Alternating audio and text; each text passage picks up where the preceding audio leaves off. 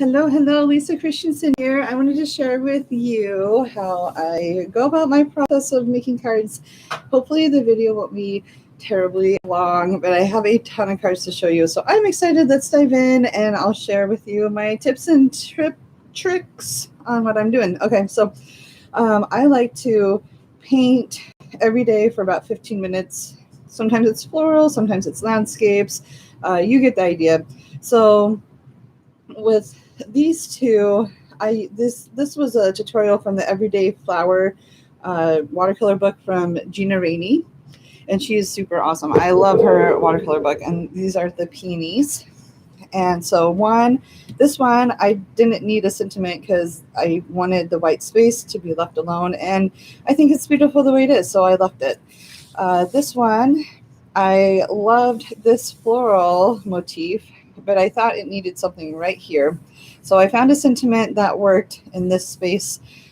Sometimes when I pick a sentiment, sometimes it's the space that I'm looking for, or sometimes it's the sentiment that I really want, and then I'll find a watercolor piece that will work with that sentiment.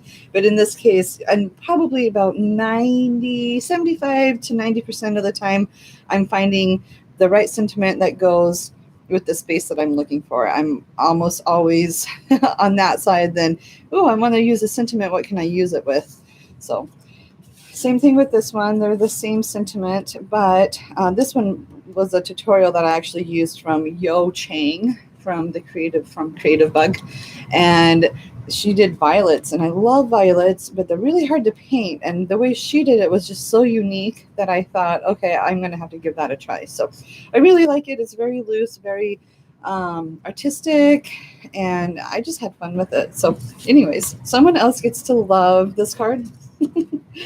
And of course, I had these two cards that was actually in my mixed media journal. You can kind of see where I cut the page, and then I made them into cards because they could stay in my mixed media journal, but why not share the love?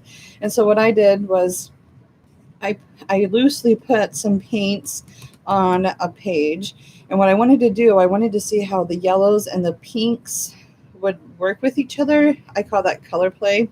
And then when it's dry, or I actually spent a lot of time at my son's speech therapy, waiting for him to be done with speech or, whatever. So I will put stuff on a page, watercolor on a page, like a floral motif, not knowing exactly what florals I wanted to do. And then I'll just doodle my florals. And that's what I did here. And it was really fun. And I thought, again, why not share the love instead of just keep it in a mixed media journal? So that's what I did. It's fun. It really keeps me happy. All right, so I'm going to share a couple of these. So this actually came from, I painted. Sometimes I just have to get paint on the paper, and I know it's probably hard to see how this all works out, but anyways, this sea, ocean motif, whatever you want to call it, I actually painted it on like an 11 by 17 piece of watercolor paper, and I used Brusho. I painted with Brusho, and I love to paint big, and most of the time when I paint big, it's very abstract, and I lose my form, and I lose the shape, and I lose the value because it's so big, which is fine. And so they work perfect for cards. So I had this, like, to me, this is a set of like ocean artistic cards. However, I didn't create them as a set. I created them for like individuals that I know that I will probably send. You can see that I have these two sentiments. They both came from the same painting. This is of the sky, and this is like the bottom of the ocean part. And so I chose to make this more of an abstract, just a fun Brusho. The color is seafoam, and it looks like I have some ultramarine and some cobalt. So that's a fun one. And then down at the bottom, with the sand meeting the ocean, I have the browns and then the ultramarine and cobalt. So that's fun. I also use the white is a crayon that I just kind of drew. This one's a better a better look. I just used crayons to kind of a white crayon before I painted, and uh, I just made it look like waves, so I couldn't really see the white crayon, which was fun. I mean, it was a fun process to do. And so, anyways, then I added the sentiments afterwards. But I think these are really fun. I can't wait to send this one. This one I actually am going to give to my husband because he proposed to me on the beach, and I thought that that would be a nice Valentine's Day card, actually. And then I have these that I really love. The song "It Is Well with My Soul." The author wrote the song while he was at sea, and so that kind of made me think of the ocean. And, anyways, great song, but and great story. So, anyways, there's that. So I'm always looking to see how can I tie in my knowledge with my creativity. These are just fun little paintings, again, that I did in my sketchbook. I didn't want to put a sentiment here. I could probably, and I might, but I wanted to leave it open-ended.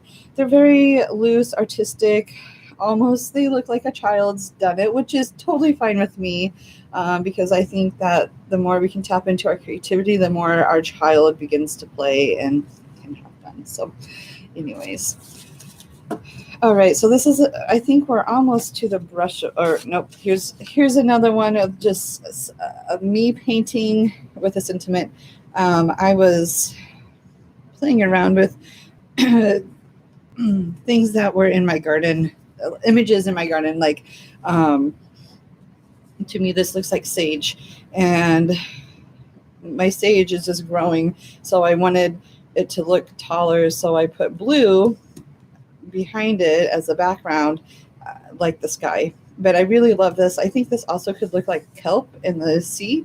So I'm a very loose, open-ended, very intuitive painter. And then I thought this sentiment worked well with this line right here. So that's why I put that sentiment right there.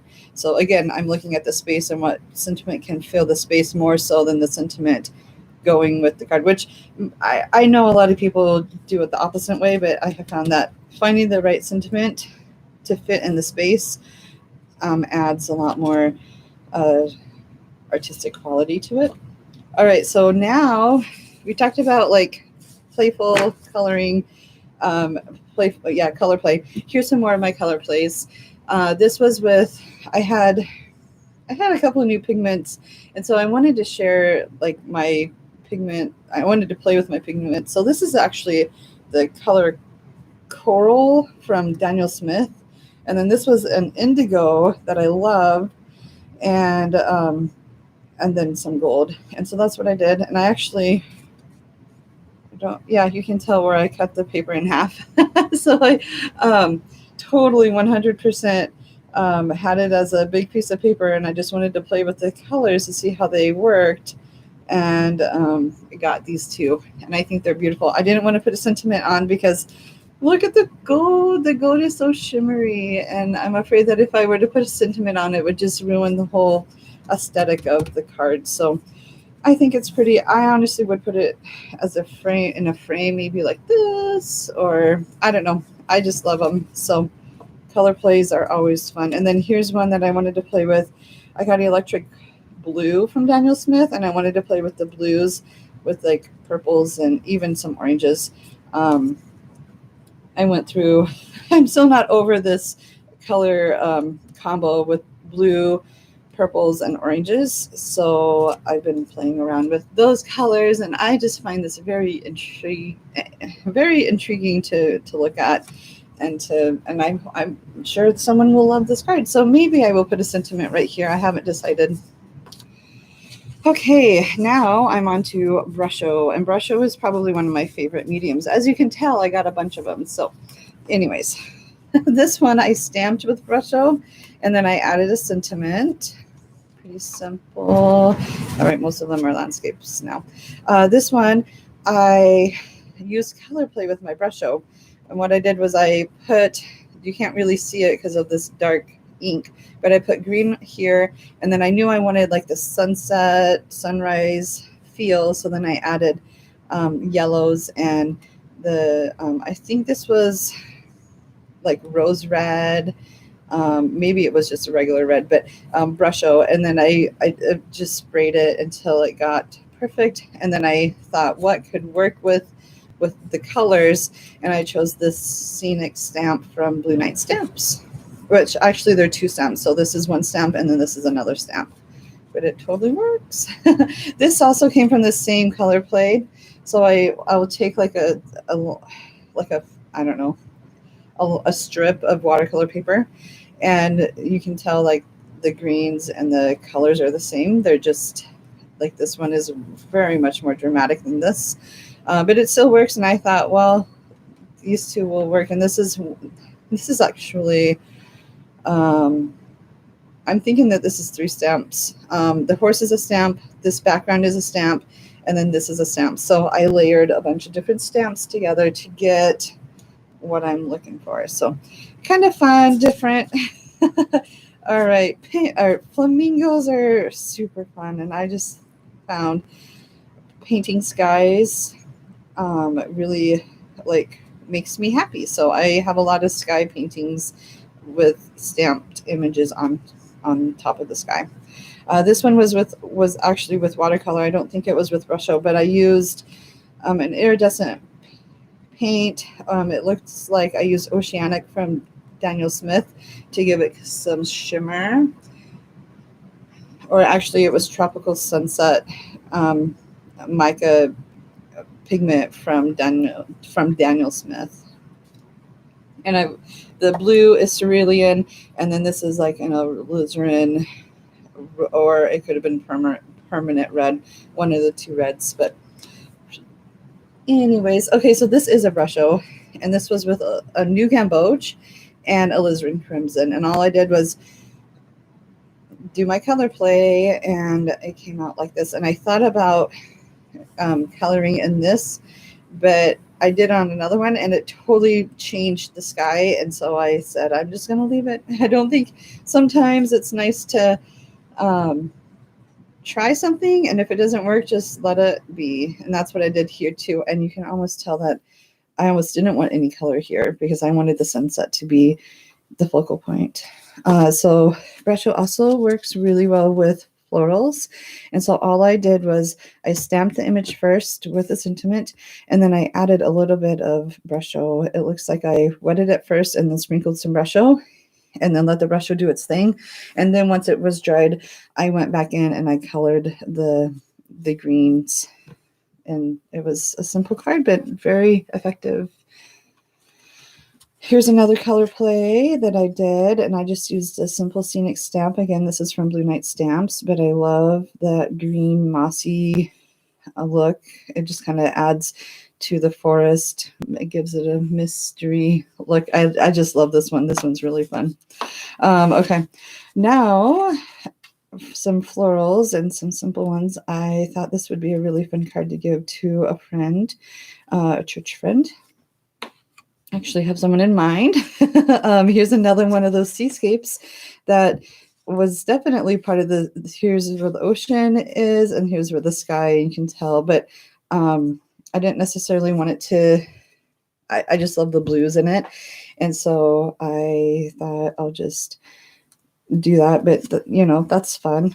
So I always find my paintings and see what I can cut up if I know I'm not going to do much. Here's a Lavinia stamp with fairies, and I love it. A friend actually gave it to me. Shar did, and I just love her. She's so generous. Anyways, these are Lavinia stamps, and then I just added some floral stamp to the edge to give it, really to anchor it. And I might even go back in, cut this off, and then add some more dark colors right here just to give it some dramatic look to it, but it's fun. Florals, again, I do love to paint Brushos with florals. This totally works, and it works because I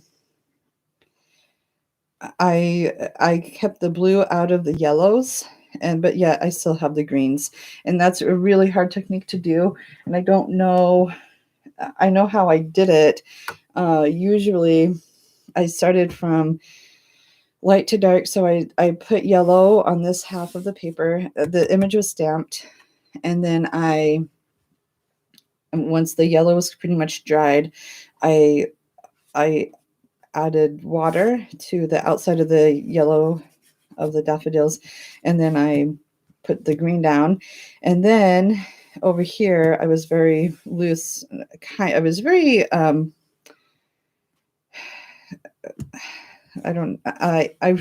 was really just trying to get the blue to stay right here. You can see where I put some blue right here and right here because I didn't want it to go into the yellow. Anyways, it does take practice. I like it. I don't know if it's as effective as it could have been, but it's still really fun. Whereas this one, I did the background first, and then I painted in the florals, so you can kind of see the difference. They're both really fun, and they're both made from Brusho, so different looks on and takes on those things. All right, this one was done with Daniel Smith watercolor, 2 purples, wisteria, and then probably my imperial purple that I have.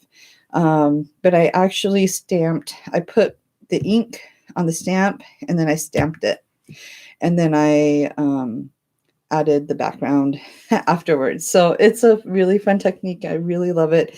And then I found some green ink that matched the green paint. So a little bit of a trick, but it totally does it. And I think it's going to be beautiful for like a confirmation card or a baptismal card. And I'm grateful to be able to do something like that because it's really fun. Same thing, except for this is with Tombow markers. And I will often put Tombow markers on a stamp it, and then watercolor it. And that's what I did here. And this is these last 3 cards are all from Penny Black, and she has like the company. I don't know if Penny is actually like the owner. Anyways, the company Penny Black does a lot of florals and birds, and so when I'm looking for a good bird or a good floral stamp, I usually go with Penny Black.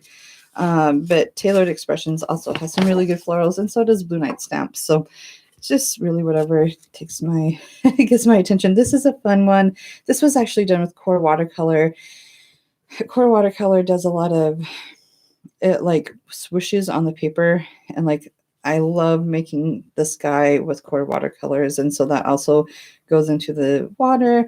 But I just had fun. And then this is actually not Core. This was with Tombow markers, and I think my plan was to go in and watercolor it down, but I really like how the marker versus the watercolor gives a neat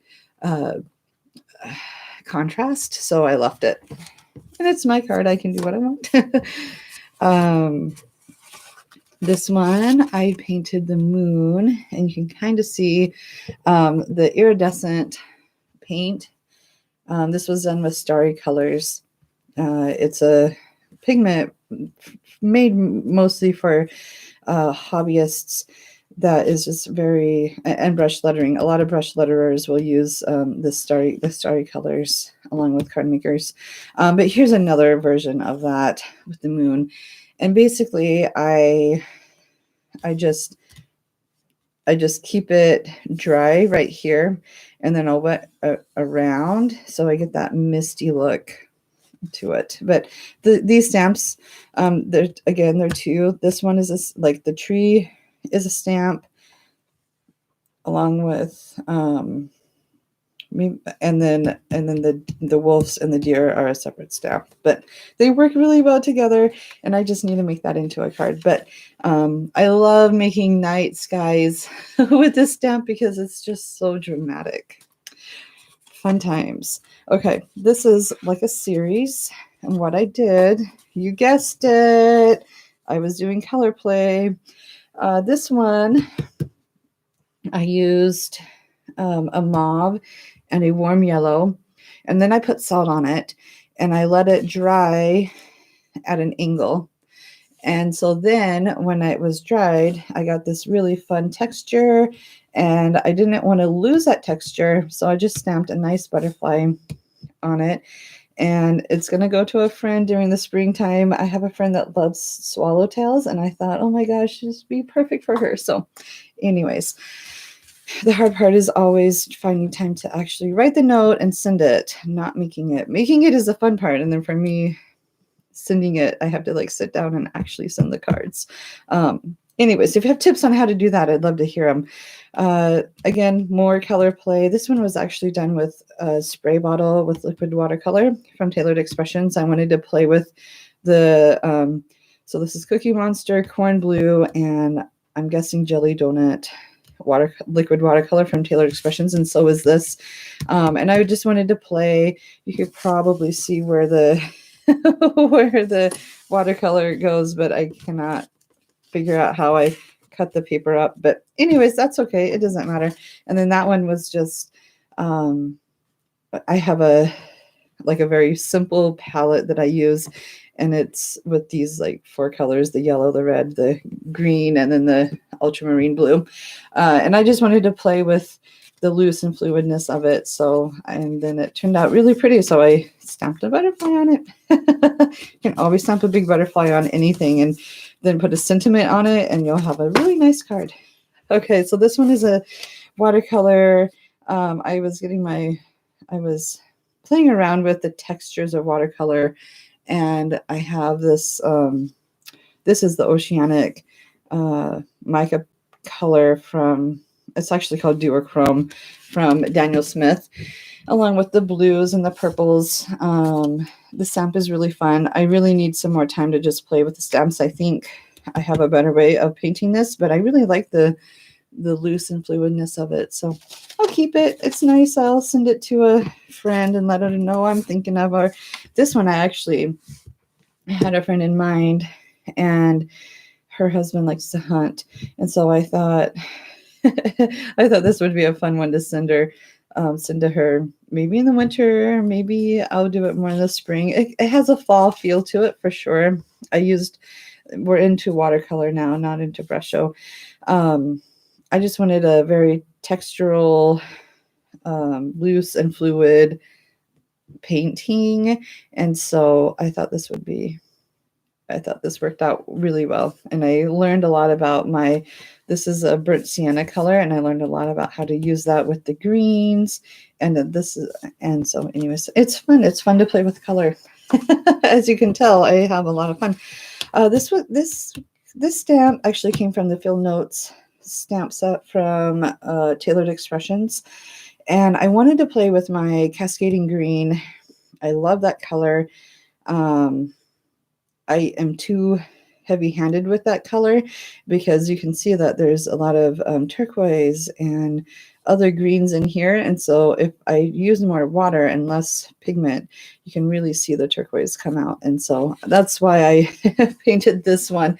But it was also fun to paint with my Imperial Purple and get the different tones, because purple, there's a couple watercolors that I just love to paint with one color because you can get so many different tones.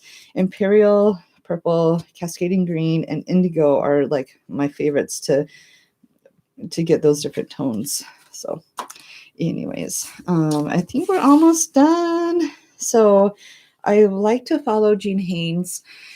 Jean Haynes does a great job of using texture. And so that's what I did here. Is I wanted to add a lot of texture, and I wanted my flowers to be very light and pastel.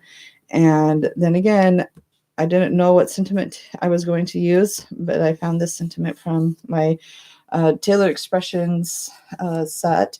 I think it just says scriptures on it or something. Anyway, so I really like that one. And then my last one is I will use die cuts. Not often. This is the only die cut card that I have, but when I have a background to a card and it's very like just a variegate wash, I will often add a die cut to it just to add to it. And I like it because it feels neat. It doesn't, I mean, I cut it out with my silhouette. You could find, there's a lot of great brands out there that have card panels like this where you just overlay it with watercolor paper or pattern paper. And so that's what I did here. Anyways, so As you can tell, I've had a lot of fun with, oh, look at all these cards that I get to send out to my friends. It's just fantastic. It makes my heart happy. So if you are a card maker or you're an artist and you have a lot of sketchbooks that you need to cut up, I recommend you guys finding some sketchbook pieces and cut them up and make them into cards, because it's a lot of fun. If you don't use stamps, or if you're new to stamping, ask me. I would love to answer questions, and I'm always here to enable your stamping addiction, because I really love stamps. Stamps are my friend. But you can tell the difference, like Brusho, just watercolor in a completely different technique, but Brusho is so vibrant. Anyways, I hope this was helpful, and I will talk to you guys soon.